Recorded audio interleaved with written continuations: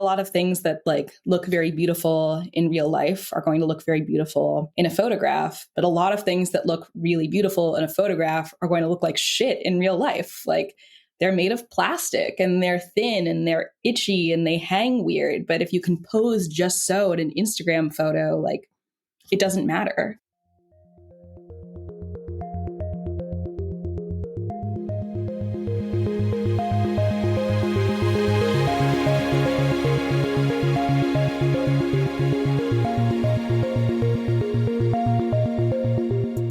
Hello and welcome to Tech Won't Save Us, made in partnership with The Nation magazine. I'm your host, Marx, and this week I have a fantastic episode for you. But before we get into that, an update on last month's membership drive. As you probably heard if you were listening to the show last month, Tech Won't Save Us turned 4 years old. And to celebrate that, we asked you to sign up and help us hit a goal of 200 new supporters in the month of April so that we can make a special series looking at the AI hype, the data centers that power it, and the growing opposition that exists to their construction and the vast resource use that they demand. Now, we did not fully hit our goal last month, but we did really good. About 130 people signed up to become new paid supporters or upgraded their memberships on Patreon. And thank you to all of those people, to all of the people who have been supporting the show for months and years before that, and of course to all of you who listen as well. We didn't hit our goal, but we do still want to make this series. So our plan now is to connect with some organizations and foundations who fund this kind of work to see if they would help us make this series digging in depth on AI and data centers. What my producer Eric and I learned from making the Elon Musk on Mass series last year is that there's a lot of work that goes into these things. And so a bit more funding to help us get the time and the space to be able to do the research that'll be necessary for that, to write the scripts, to do all the editing and all the other fun things that go into it will be really important. So if you are part of an organization or foundation that does fund that kind of work, feel free to reach out to us. My email address is on my website, or of course, the show's email address is on techwon'tsave.us. This show really would not be possible without the support of listeners like you and our supporters on patreon.com. So thank you again for supporting the show last month as we turned 4 years old. We have some really fantastic conversations planned for you over the coming months. So keep tuning in. And if you do enjoy those episodes, consider becoming a Patreon supporter to help support the work that goes into making it. With that said, this week's guest is Nicole Lipman. She is a writer and assistant editor at N+1 and wrote a fantastic piece recently about SHEIN. SHEIN, of course, is the Chinese fast fashion company that is really taking over that sector, that is incredibly popular on TikTok in particular and with younger people, but whose market share is growing immensely, not just in the United States and Europe, but really around the world, as people are drawn not just to its kind of gamification tactics and the way that its app is set up, but of course its low prices, which is what many people are looking for, especially when people are so stretched with rising cost of living and just the general difficulties that come with life these days. And so in this conversation, we dug into what SHEIN actually is, how its model actually works, how it competes with the other fast fashion companies like Zara and H&M that we're more used to seeing, and of course, how it uses social media in order to gain customers and to get people interested in the brand. And of course, we also talk about how in the United States and, other countries as well, there's this growing pushback or desire to regulate SHEIN, and how a lot of that is just focused on getting rid of this major competitor to a lot of fast fashion companies instead of putting real regulations on the way that fashion is made in the first place, so that the problems with the SHEIN model aren't present at any other companies as well. As these Chinese companies become increasingly competitive with, in particular, American, tech companies that we're used to seeing, we want to be doing more to understand these companies. Of course, we did an episode on TikTok about a month or so ago. As the prospect of a TikTok ban in the United States looked more likely, we now see that is very likely going to happen. So if you do want to go back and listen to that when you can, in a few weeks, we will also have an episode on BYD, major Chinese auto manufacturers. So stay tuned for that. And of course, if there are other companies that look like we should be doing an episode on them, we will do that in future. And with that said, if you do enjoy the show, make sure to leave a 5-star review on your podcast app of choice. You can, of course, share the show on social media or with any friends or colleagues who you think would learn from it. And if you do want to support the work that goes into making the show, you can join supporters like Catherine from Corvallis, Oregon, Dina in St. Paul, Dennis from Media, PA, Sophie from New York, Dan from Texas, Alex from Brussels, Chris from San Diego, Carlo from Croatia, DDT in the Bay Area, and Ed from Vashon Island in Washington State by going to patreon.com/techwon'tsaveus, where you can become a supporter as well. Thanks so much and enjoy this week's conversation.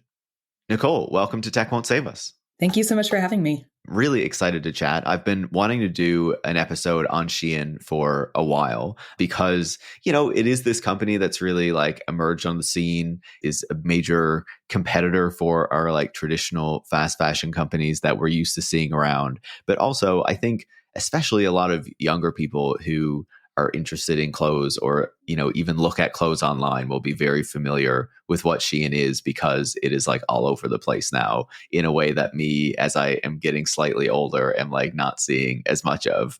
So I guess to start, people might be hearing, okay, SHEIN, they probably heard some stuff in the news about it. Maybe they're not super certain what it is. So how would you describe SHEIN to someone who isn't super certain what this company is or does? Sure. So SHEIN is an online only clothing retailer, or it's a clothing and now sort of other stuff retailer as it's expanding into other products. SHEIN was founded in China about 10 years ago and is now based in Singapore. But the easiest way to think about it is as a fast fashion company akin to H&M or Forever 21 or Zara. Yeah, and it's just become absolutely huge, right? In the sense that, like, obviously we know that these other fast fashion companies that we're used to seeing, Zara, H&M, things like that, these are global brands as well. But it seems like SHEIN has kind of even eclipsed that to a certain degree in the degree of size that it has and like the global reach and scale that it has. Yeah, it's actually sort of difficult to really understand the sheer scale of SHEIN until you start looking into numbers. Something I learned in researching the company is that in a period where other traditional fast fashion retailers like Forever 21 and H&M produced a few dozen thousand garments, like 35,000 garments, SHEIN produced 1.3 million garments. Yeah, it's hard to even like wrap your head around it. It's so massive. But I want to explore the model and how it works a little bit more. But before we do that, I wanted to set the stage for it, right? To talk about a bit of that history, because as you mentioned, there are these fast fashion brands that we're much more used to hearing about and seeing and, likely shopping at, right?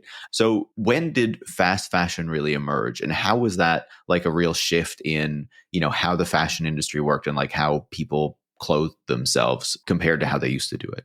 So before the fast fashion industry became the way that most Americans clothe themselves, clothing production and design was a much smaller industry. A lot of clothing production, especially before the Industrial Revolution, just took place in the home. And even in the early 20th century, you're seeing a lot less sort of major brands, global or even national chains, than you do when the fast fashion industry starts to emerge in the late 60s and early 70s with the brand Zara. Zara was founded in Spain in basically the 70s. The founder of Zara began working on the brand in 1963.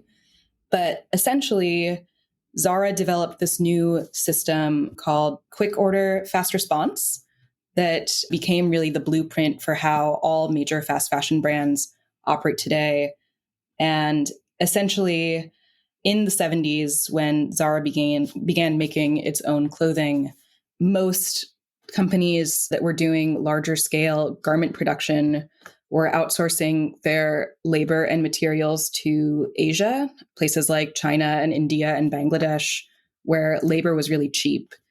And the founder of Zara saw this and knew that this was really a way to cut costs, but also realized that outsourcing labor to countries really far away gave the manufacturers a lot less control over the products and over the speed. And so what he did is brought all of that manufacturing and design into Spain. So he worked with local producers and local transportation and really developed a clothing business that was based exclusively in Spain and very close to A Coruña, which is the city where he grew up. That made clothing more expensive to manufacture, but it also made the company much more nimble, and it allowed Zara to place much smaller orders of clothing than they would had they been outsourcing their labor to China. And so essentially, this is what Zara did. They placed small orders of clothing at their local factories.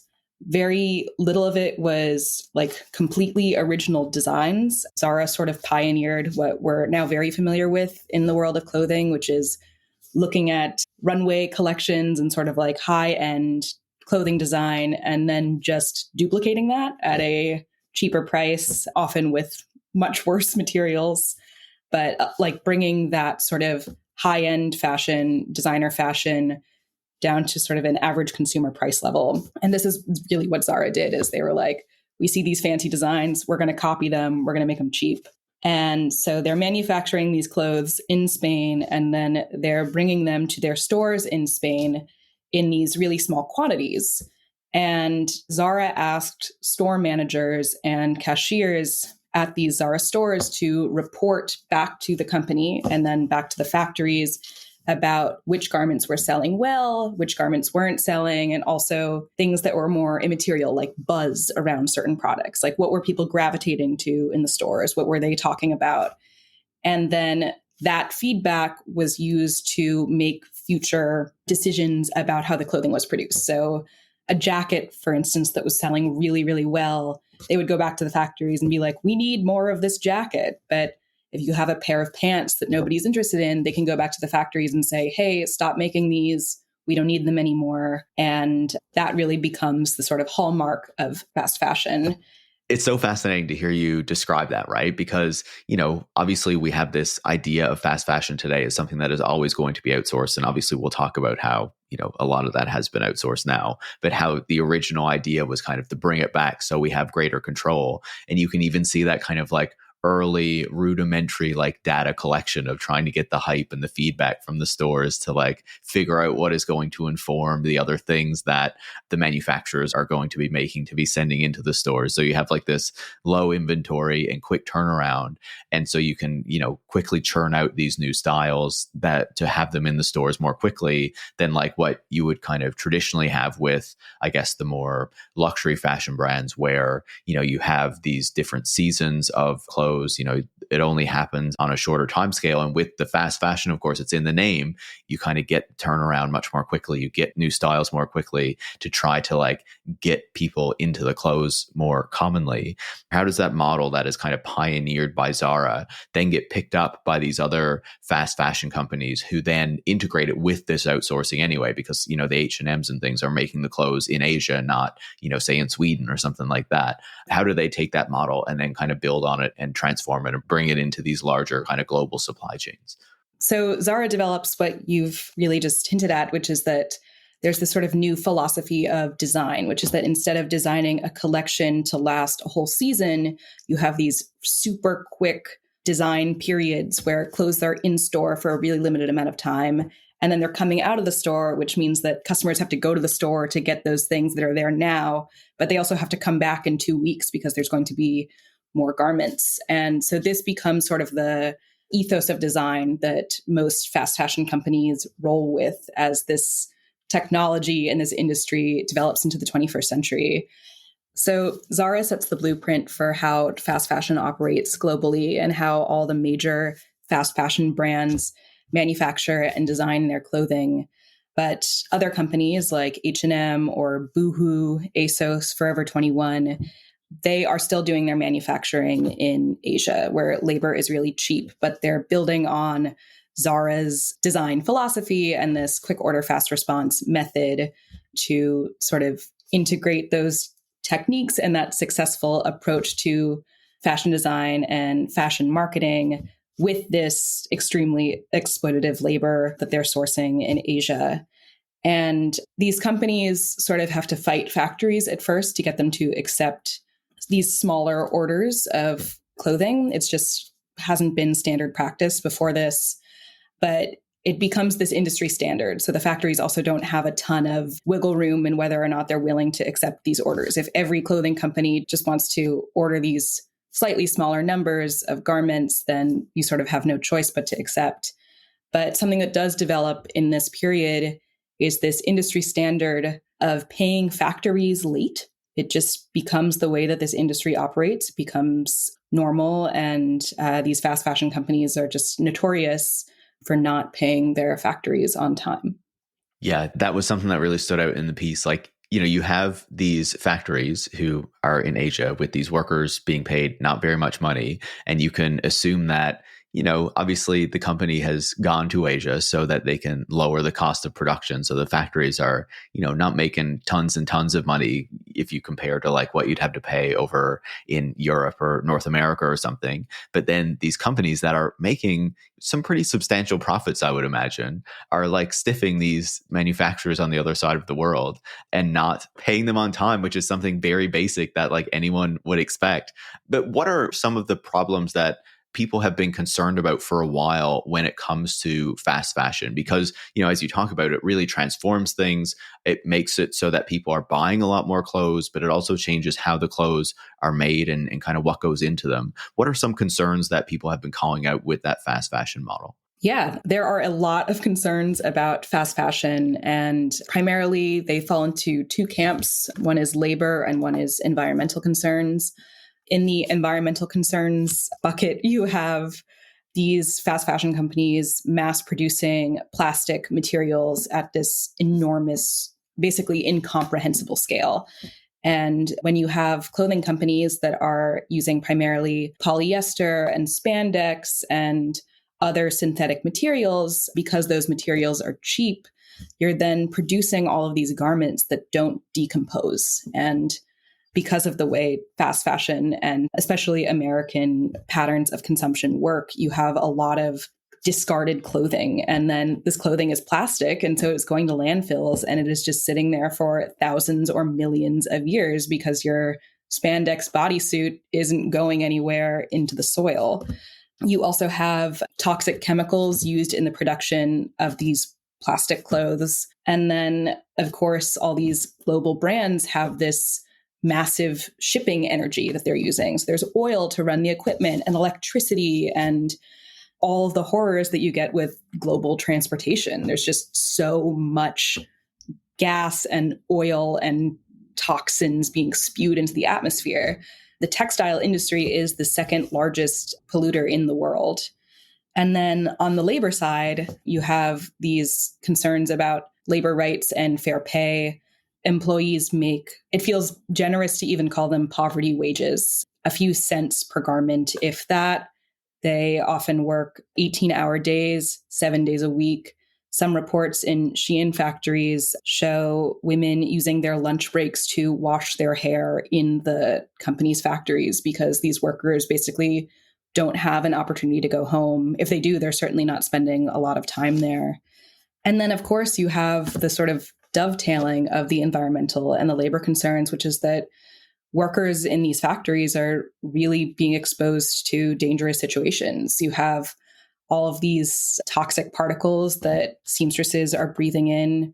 You're also working with machines that are dangerous. Sewing machines have lots of sharp pieces and they move really fast. You've got needles and knives, and working in garment manufacturing is not without its risks. I also don't know if you've ever been in a room with even a home sewing machine, but these machines are really loud. So you have these factories that are just working at this really loud volume in these really dense conditions. Everybody's breathing in toxic fumes. Nobody's getting paid. The Triangle Shirtwaist Factory disaster, which many people are familiar with, didn't change how clothing was manufactured. These conditions still exist all over the world. Yeah. And that was, I guess, an early case in New York. Is that right? Yes. Yeah. Yeah. And then, of course, we saw much more recently, I think one of the big stories that really stands out is the factory collapse, I think it was, or maybe it was a fire in Bangladesh a bit over a decade ago now, where there was this initial narrative that like, oh, this is going to change everything. It's going to be so much more ethical now because people have been woken up to it. And like, as I understand it, didn't change a whole lot. Yeah. I mean, it seems that people learn about these disasters and don't change their habits. People know about the Rana Plaza disaster in 2013, and they still go to Primark and they buy cheap clothing because that's what they understand. In many ways that isn't their fault. That's what they understand clothing can and should cost. Yeah, no, it makes perfect sense. And this is part of the reason why I wanted to get into that kind of history of fast fashion before digging into SHEIN itself and the model there, right? Because I think it's important to understand how, this way of thinking about fashion really emerged and the problems that have existed with this model for decades now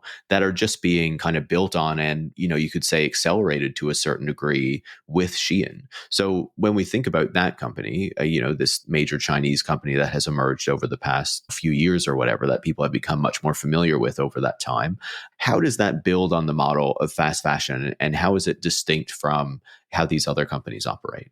So SHEIN is operating with the basic fast fashion model that Zara and these other major fast fashion companies developed in the last few decades.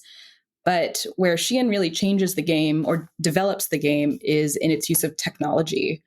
And so obviously all these companies are using computers. Zara is not having store managers just report like what jackets people are liking on the floor. It's 2024 and they have access to computers too. But SHEIN really relies extremely heavily from its earliest stages on algorithms and other pieces of technology to really drive this fast fashion model.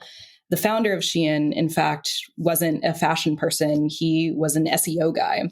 And so from the very earliest stages of SHEIN, you have somebody at the helm of the company who just cares about what's going to sell and what's going to work online. More ways the SEO guys are like destroying the world. I hate to hear it. They're everywhere. But yes, when SHEIN is founded in 2011 as She Inside, that's where the name comes from. The company originally operates like a drop shipping business, which is something that people might be a little bit familiar with. But basically, the drop shipping model for SHEIN worked where the company selected designs from Guangzhou's local garment wholesale market and posted those designs on the SHEIN website and then sold those designs to customers outside of China at a small profit. So SHEIN makes money by making a profit on the price from which they're buying the clothing directly from the wholesalers. And the wholesalers are making money because they are reaching a much wider audience than they would be without the She Inside website. And so the company works like that for a few years and sort of builds somewhat of a brand. And then in 2014, changes its name to SHEIN and begins to design and manufacture its own products instead of just using supplies from the local wholesale markets. SHEIN develops its own supply chain in Guangzhou and later in Panyu, and transforms basically from an e-commerce website into a brand. And am I right that when it comes to SHEIN, like when I was reading your piece, I was thinking back a bit to Zara, right? And the fact that SHEIN doesn't seem to be producing a lot of its garments in like India and Bangladesh and places like that. It does seem like it's using a lot of manufacturers that are located close to it in Guangzhou and kind of other nearby parts of China. Would that be right?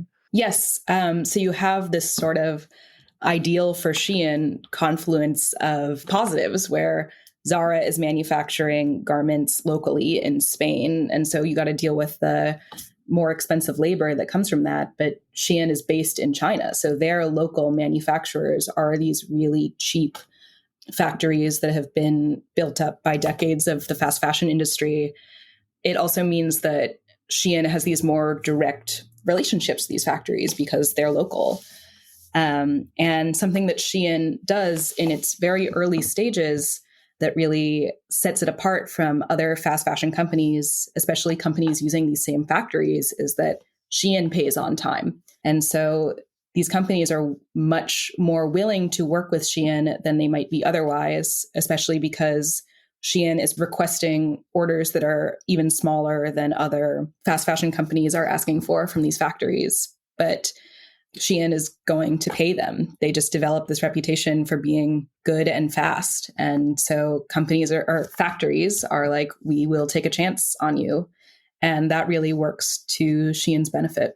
It's incredible how such a small change can like make such a huge difference. When I was reading it, it brought to mind like years ago, I remember reading the story of this like rich dude who bought up a bunch of gas stations in like Northern Europe or something like that, and just started cleaning the bathrooms regularly and like made that part of the brand.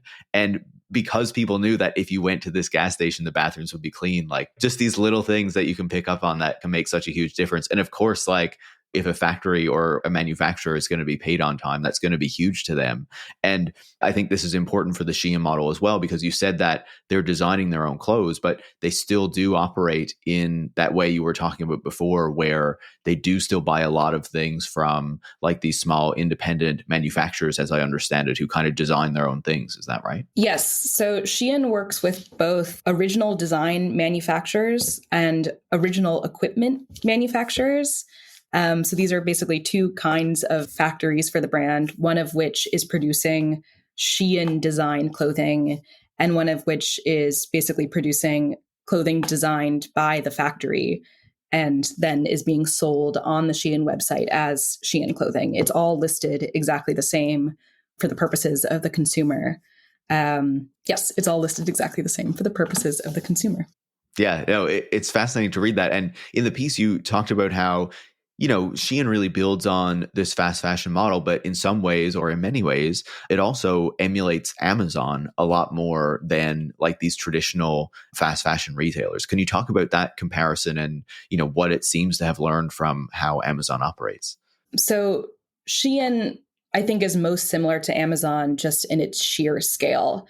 And if you open up even the SHEIN homepage, you'll just see so many products available. And both companies also feel kind of junky when you're browsing them. Like it feels like they just don't feel very real. They feel kind of shitty. And it seems that this doesn't matter to consumers because Amazon obviously is like this extraordinarily powerful behemoth, and so is SHEIN.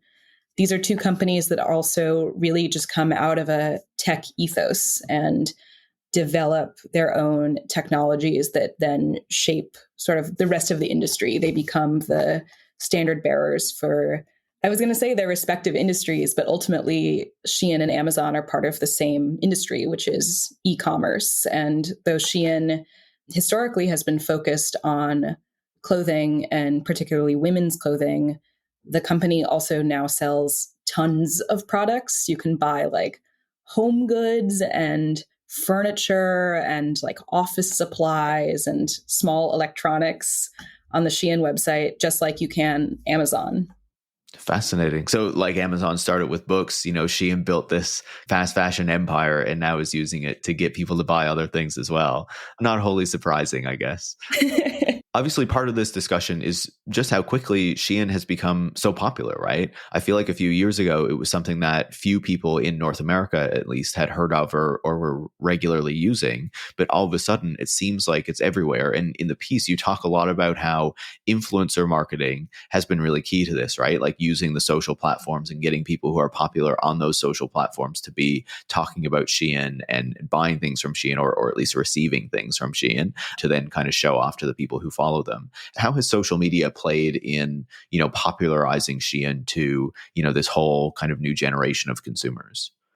It's a great question. And I think it's really an essential one for understanding SHEIN and its popularity and power.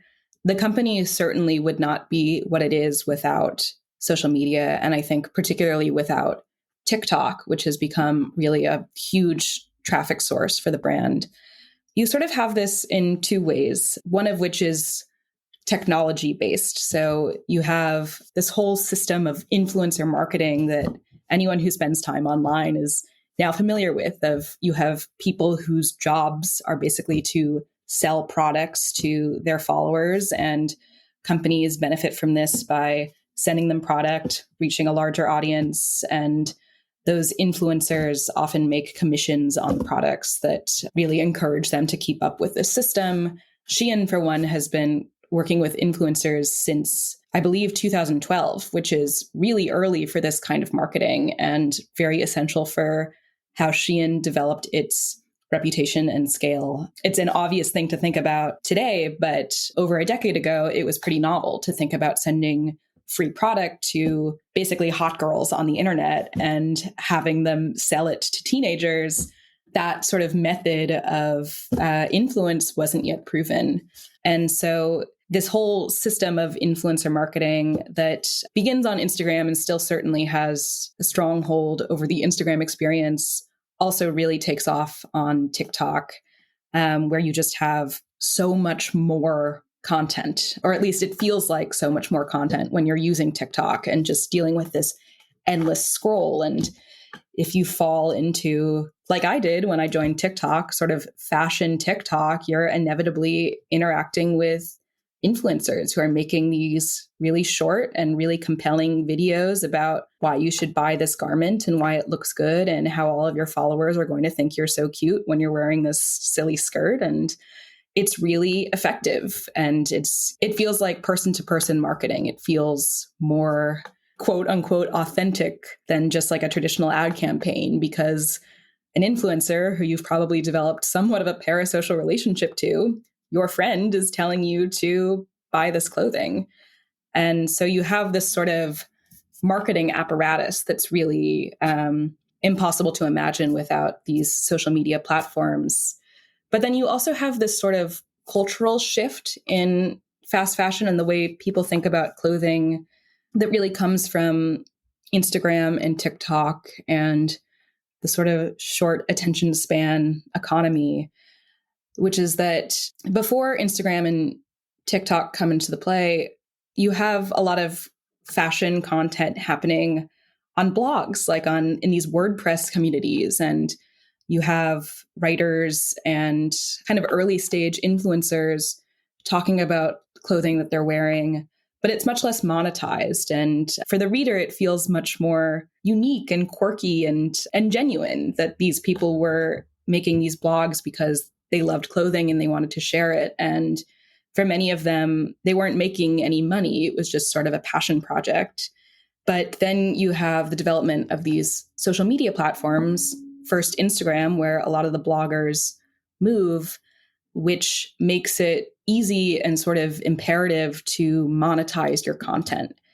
And so people who were previously online just sharing outfits that they liked are now sharing outfits that they liked on a platform that's a for-profit company, and they are being encouraged to make money off of their outfits and their follower counts. And of course, this changes the way that those bloggers, those posters get dressed, because the algorithm makes it so that they get more likes and more followers if they're posting more frequently and they're posting more new stuff. So you have this whole sort of attention economy of just like new all the time. And eventually Instagram develops these like shopping features within the app. So fashion girls can tag a brand in their Instagram post and you can click on it. You can go directly to the brand.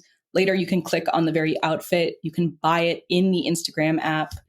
And all of this clothing is really, it's not existing in real life. You're interacting with it on your phone. You're seeing it only on your phone. And you're selling clothes that look good on your phone. And, you know, a lot of things that like look very beautiful in real life are going to look very beautiful in a photograph. But a lot of things that look really beautiful in a photograph are going to look like shit in real life. Like, they're made of plastic and they're thin and they're itchy and they hang weird. But if you can pose just so in an Instagram photo, like, it doesn't matter. And of course, people are sort of becoming on the fashion internet, even like low-level content creators or writers or just normal people who like clothes are all kind of culturally encouraged to develop their own brand and to act like this and to pose in these cute outfits online. And it's way less about how you're walking around or going to work or being on the subway, what you're wearing then. It's about what you're wearing on the internet, because that's what people look at and that's what lasts. And you have this just sort of really speed up and intensify as the fashion world moves to TikTok, where you're dealing with even shorter attention spans. You're dealing with what anecdotally seems like a younger audience.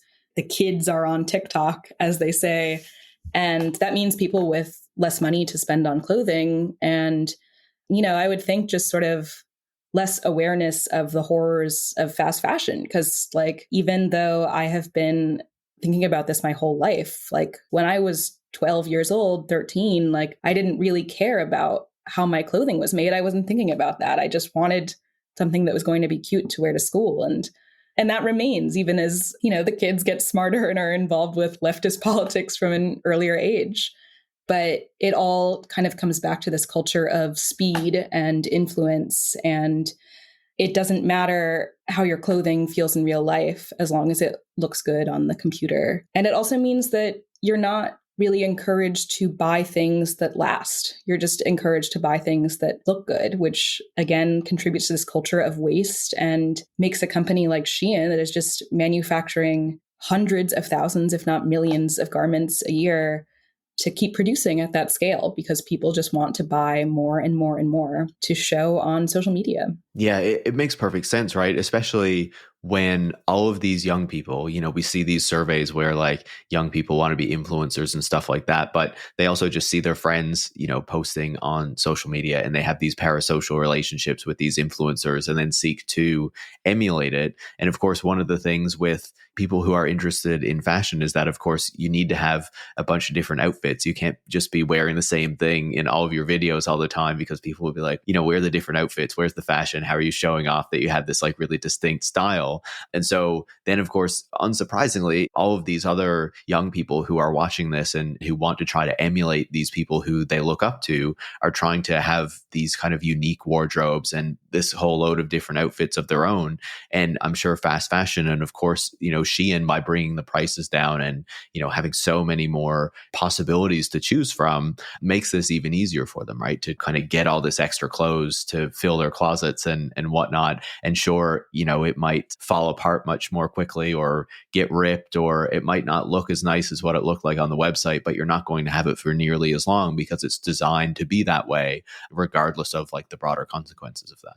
Yeah. And I think it's important to remember that for a lot of these consumers, especially younger consumers, like the system of consumption isn't their fault. And people who are buying fast fashion at a normal scale, not doing these like massive SHEIN hauls on TikTok where an influencer dumps out like dozens of garments from a giant shopping bag onto the floor and talks about how little they cost. Like this is just what people think they can buy. And I can know how much like exploitation is involved in the creation of fast fashion clothing, but I also know how nice it is to wear a great new outfit and to look good in a photo. And these desires are so ubiquitous and they're really out of our control as consumers. And I've seen a lot of backlash against SHEIN, which is sort of like, all I can afford is fast fashion. And it's classist to be against fast fashion and especially SHEIN, which is the cheapest of the major fast fashion companies.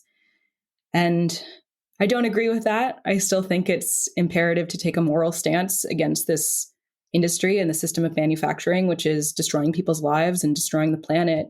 But it is true that most people just don't think about this. And we don't have a culture that's telling them to think about this. And so it's not really their fault. Yeah. And there's also the culture of like the expectation that individuals should be the one who need to act in order to change these things, when the fast fashion industry and the expectations that we have all of this clothes and are constantly kind of cycling through all these outfits are expectations that are created by one, capitalism, because, you have this kind of quicker turnover of products. So it works for these companies, but also from media, right? To create this expectation that you need to look a particular way, that the way that you look needs to be changing frequently with ever more quickly changing styles and trends and things like that, right? So all these things are manufactured, and then individuals and especially younger people are subject to them and feel like they need to kind of keep up with it. So, you can't just place the blame all on them for living within a system that, has been handed to them and that they have very little power to control. I also just wanted to mention before we get away from the influencer side of this that, if people want to go back to an episode I did last year in June of 2023 with Emily Hund, we talked a lot about kind of the influencer industry and especially its, history and fashion and things like that. One of the things you mentioned there is that TikTok has been really key for SHEIN and for the promotion of SHEIN. Would I be right in saying that SHEIN is basically everywhere now on all of these social media platforms because it's so popular? But what is the relationship to TikTok in particular? And is this like kind of a special relationship that exists, or is it simply the case that because TikTok is so popular with young people, of course, SHEIN is going to be very popular there because that is where it reaches its customers. I think the sort of particulars of that relationship, or what would be unique about the relationship between SHEIN and TikTok, is less direct and more sort of amorphous or qualitative rather than quantitative, in that both TikTok and SHEIN encourage these patterns of consumption, whether it's of clothing or of content, at a similar scale and with a similar kind of low-level attention, like not really thinking that hard about what's going on. SHEIN works on TikTok because when you're on TikTok, you're just scrolling through so much content and so many people, and everything's just coming at you so fast. And so most of the time, unmemorable and unremarkable. And the SHEIN website basically works in the same way. There's thousands and thousands and thousands of dresses, and you can just scroll through them. You can buy them because they're cheap, and then they show up and you're not really thinking about them, in the same way that maybe you spend a minute and a half watching a TikTok and 45 minutes later, you couldn't, describe any part of that video. That makes perfect sense, unfortunately. I was also fascinated by another piece of the article where you wrote about how, the SHEIN website also gamifies the kind of consumption of this clothing through SHEIN points, which customers can receive not just from buying things, but also from particular interactions through the website. And that also promotes like a ton of kind of fake reviewing or positive reviewing that is just designed to allow people to get points. Can you talk about how that works and how, makes the site even less reliable if you're trying to like look for something of quality?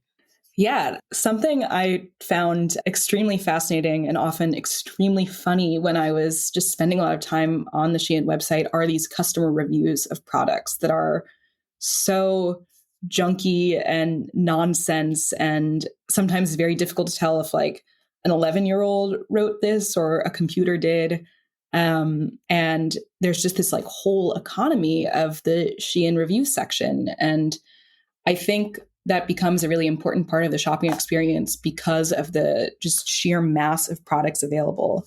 There's this real camaraderie that emerges in the reviews of people telling each other like, you should buy this. You're going to look good in this. Like, I wore this to prom and like everybody thought it was amazing. And it's kind of nice. People saying like, this piece is actually good. And you see a lot less of like, don't buy this. This piece is actually shitty, because it seems like SHEIN removes negative customer reviews. I found a hard time finding official information about this. SHEIN is sort of notoriously secretive about a lot of the ways that the business's algorithms operate. But you go on Reddit and you just see all these girls like, SHEIN deleted my reviews. So it certainly seems like anecdotally the company is eliminating the negative reviews. But yes, another reason why these reviews are so essential and so popular is that they help customers earn SHEIN points. So posting a review earns SHEIN points. It earns 5 SHEIN points. If you post a review with pictures, that earns 10 SHEIN points. And if you post your size information attached to the review, that gets you an additional 2 points. And every $1 you spend on SHEIN also earns a point. And every 100 SHEIN points turns back into $1.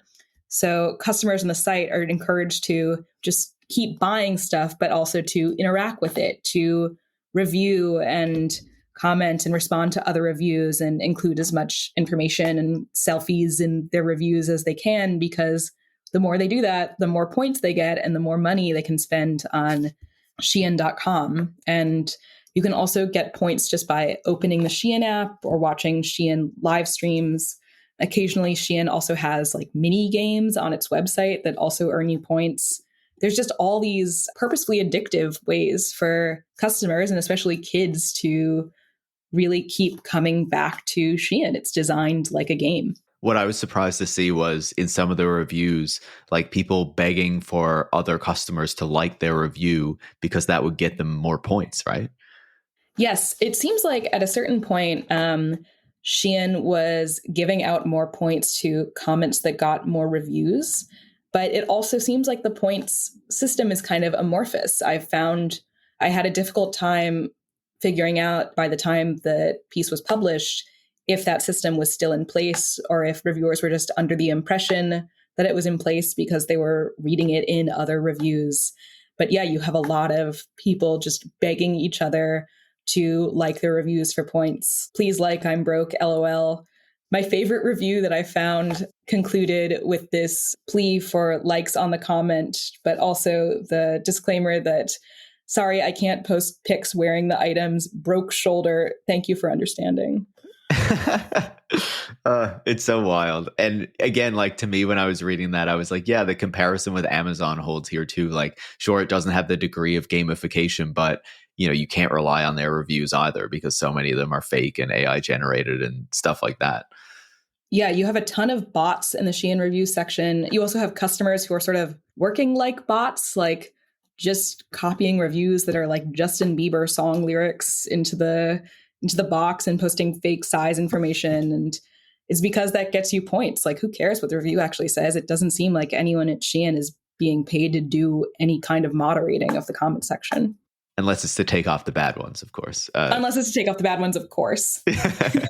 Obviously, earlier we talked about the issues that exist with fast fashion more broadly, right? The environmental issues, the labor conditions. When we look at SHEIN and how SHEIN accelerates how fast fashion works, what do we see with the downsides of this model? The acceleration of fast fashion is just going to accelerate global environmental and labor catastrophes. I mean, in the way that sort of the existence of these companies and these social media platforms just encourage this kind of consumption to become the baseline and for customers to understand like, oh, a shirt can cost $5. And so a shirt should cost $5 as this extremely small order, fast response model driven by technology that SHEIN has really taken to new extremes becomes the dominant mode as companies like SHEIN and Amazon and AliExpress and Temu become the sort of standard ways for people, especially North Americans, to buy stuff on the internet.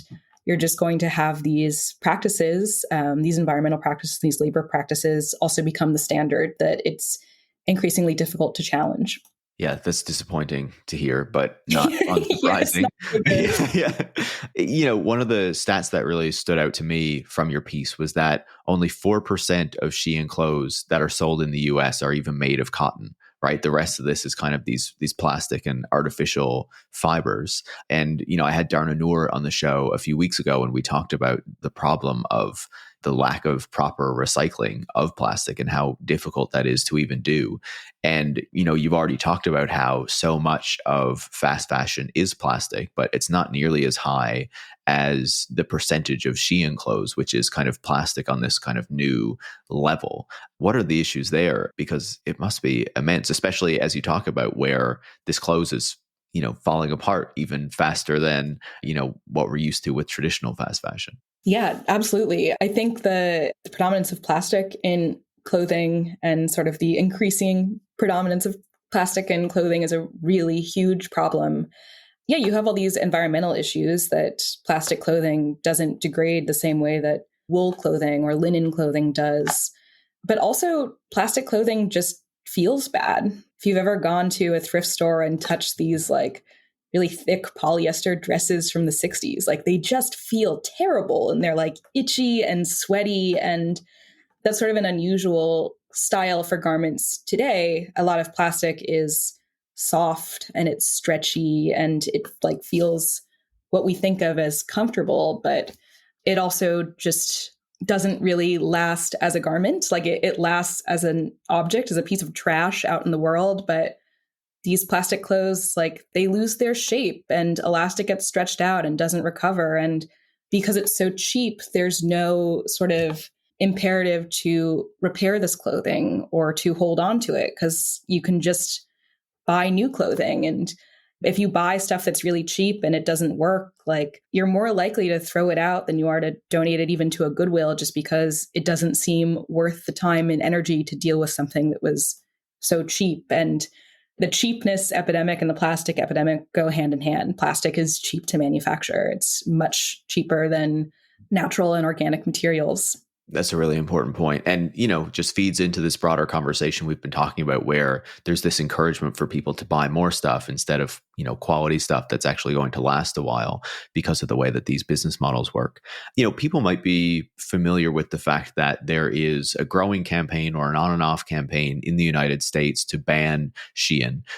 Especially last year, there was kind of a big push when the prospect of a TikTok ban was around. Of course, the TikTok ban has returned. I'm not sure if I've heard so much about a SHEIN ban lately, but what do you feel is driving that? Is that about really taking on these issues that we've been talking about in the fast fashion industry, or is it more about just kind of taking out a competitor to our traditional fast fashion companies that we're used to seeing around the main shopping streets and shopping malls and things like that?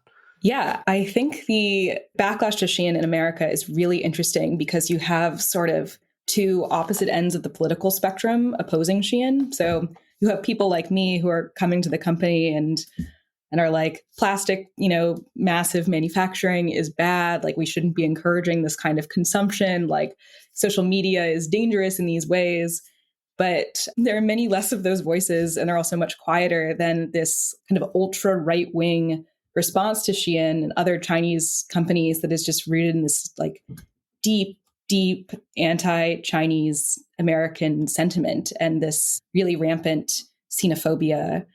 And you have this company, SHEIN, that one way to look at SHEIN is as a major innovator and as this like extraordinarily successful story, this extraordinarily successful company. But right-wing lawmakers in America see that as a threat because any company that was founded in China, they see as connected to the Chinese Communist Party, and they worry about the Chinese government harvesting American data.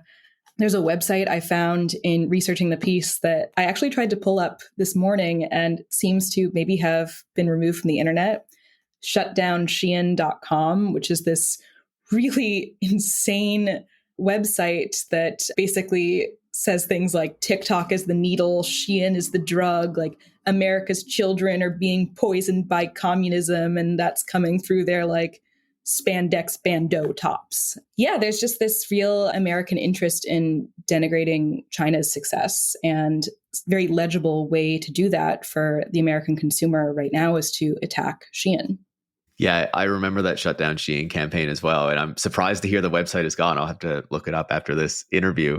But yeah, like, I think you're absolutely right that there is this group of voices that's saying we should be taking on these problems at their root, in the sense of, if there's problems with the fast fashion industry, let's regulate it, let's address those things. But it feels like so much, or like the power behind the campaign against SHEIN is more just like, we need to get this Chinese company out of here so that the other American and other companies that have been doing this for a while can just keep doing what they're doing. Something that is worth noting, sort of in this vein, is that SHEIN moved its operations from China to Singapore, I believe, in 2022. Many journalists and academics see this as sort of a means of circumventing this anti-Chinese sentiment in the US, especially as SHEIN has been eyeing a IPO in the United States over the last few years. They're now able to present themselves as an Asian company or a Singaporean company instead of as a Chinese company. And this is not an uncommon practice for originally Chinese companies to move their operations out of China. It's also notable that SHEIN has never sold and does not currently sell its products in China. It's all for a Western audience. Fascinating. I wasn't aware of that. But it reminds me of like TikTok as well, which is based in Singapore, as I understand. And its CEO is also Singaporean. And the American Congress does not seem to buy that because to them, he looks Chinese, so he's Chinese. But it's fascinating to me, and a lot of the arguments against SHEIN, they'll bring up the kind of broader issues with fast fashion, but act like it is a SHEIN problem and not an industry-wide problem. And also, there's a big focus in the United States on this thing called the de minimis rule, which basically allows it to avoid taxes when it's importing goods that are, basically of a low value. And they act like, again, that this is a SHEIN thing, when Amazon is also, I think, the biggest beneficiary of that, if not, one of the major ones. So again, it shows this kind of hypocritical double standard where Shein has to be targeted for something that every other company is doing. And it reminds you of the TikTok thing as well, right? Where, they act like TikTok is the source of all these problems, not just echoing what so many of the other social media platforms are doing. But the attempt at regulation is ban TikTok, not regulate the entire social media industry. Absolutely. And it's a funny thing to look at as a person on the left, because ultimately, I think Shein is dangerous, but not for these reasons that these right-wing lawmakers are claiming. And I think Shein probably should be shut down, but it's difficult to argue that and not come across as sort of a conservative nut job. Shein is, to my understanding, the worst violator of human rights in the fast fashion industry. And because of its scale, it's also the worst polluter and the most flagrant IP thief. And these things are worth confronting, but not because they're Chinese, but because we have a moral imperative to produce garments in a different way. Exactly. And like we've been talking about, where Shein kind of takes this model and accelerates it, of course, you can see how it then accelerates all of those problems as well. But addressing those problems doesn't just mean saying Shein bad, but it means regulating those problems when every other company does it as well. Nicole, this has been a fascinating conversation. Thank you so much for taking the time. I really appreciate it. Thank you so much for having me. Nicole Lipman is a writer and assistant editor at N+1. Tech Won't Save Us is made in partnership with The Nation magazine and is hosted by me, Paris Marx. Production is by Eric Wickham and transcripts are by Brigitte Pawliw-Fry. Tech Won't Save Us relies on the support of listeners like you to keep providing critical perspectives on the tech industry. You can join hundreds of other supporters by going to patreon.com/techwon'tsave us and making a pledge of your own. Thanks for listening, and make sure to come back next week.